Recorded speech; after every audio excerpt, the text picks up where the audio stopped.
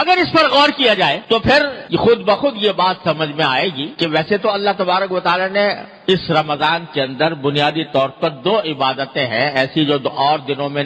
فرض نہیں تھیں یا سنت نہیں تھی، اس زمانے میں ہے۔ ایک روزہ عام دنوں میں فرض نہیں تھا، مہینے کے اندر فرض کر دیا۔ اسی طرح تراویح عام دنوں میں نہیں تھی، اس میں پڑھنا سنت مؤکدہ قرار دے دیا گیا کہ سنت مؤکدہ ہے کہ تراویح پڑھو۔ بظاہر تو یہ 2 چیزیں ہیں، لیکن اصل مقصود یہ ہے کہ اس مہینے کے اندر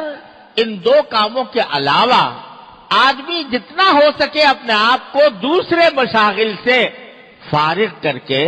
اللہ تبارک و تعالیٰ کی عبادت کی طرف متوجہ ہو۔ اور دنوں کے اندر صبح سے شام تک ہم مختلف مشاغل میں مبتلا رہتے ہیں،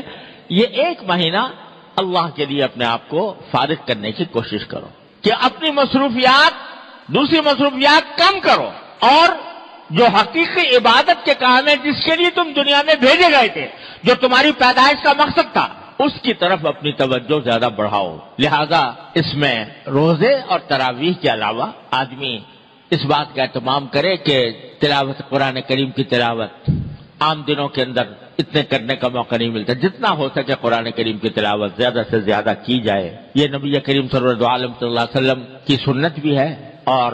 جب رمضان کا مہینہ آتا تھا تو حضرت جبریل امین علیہ السلام نبی کریم صلی اللہ علیہ وسلم کے ساتھ قرآن کریم کا دور کیا کرتے کہ ہر رمضان کے مہینے میں کہ جتنا قرآن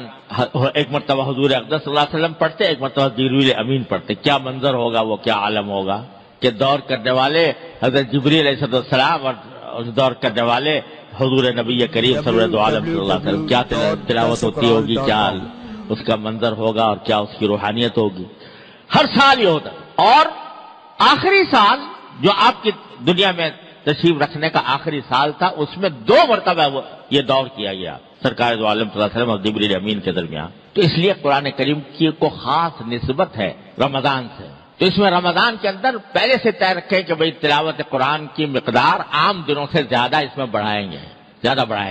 اور بھائی تلاوت تو ہے ہی، ساتھ ساتھ اگر اس کے بھی اہتمام کیا جائے کچھ وقت نکال کر، اگر پہلے کبھی موقع نہیں ملا ہے تو قرآن کریم کا ترجمہ، اس کی تفسیر کسی مستند تفسیر کے ذریعے کی مدد سے اس کو پڑھنے کا بھی اہتمام کیا جائے۔ تو تلاوت، پھر چلتے پھرتے ذکر، اور بعض وہ عبادتیں، نفلی عبادتیں جو عام دنوں میں ادا کرنے کی توفیق نہیں ہوتی، رمضان کے اندر اس کا اہتمام کر لیا جائے۔ مثلا آخر شب میں تہجد پڑھنے کا